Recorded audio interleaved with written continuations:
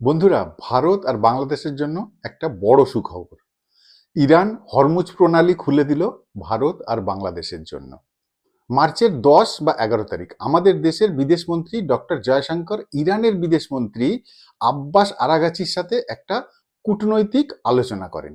ঠিক পরের দিনই ইরান সরকার জানিয়ে দেয় যে ভারতের জাতীয় পতাকা লাগানো তেলবাহী জাহাজ হরমুজ প্রণালী অতিক্রম করতে পারে, ইরান তাদেরকে আক্রমণ করবে না।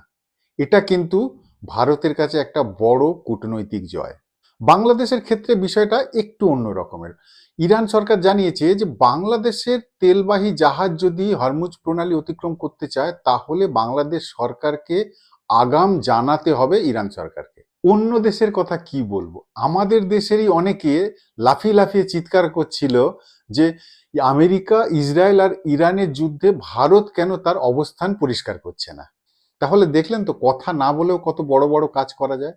আর ভারতের সাথে ইরানের কূটনৈতিক সম্পর্কটাই বা কোন জায়গায় দাঁড়িয়ে আছে।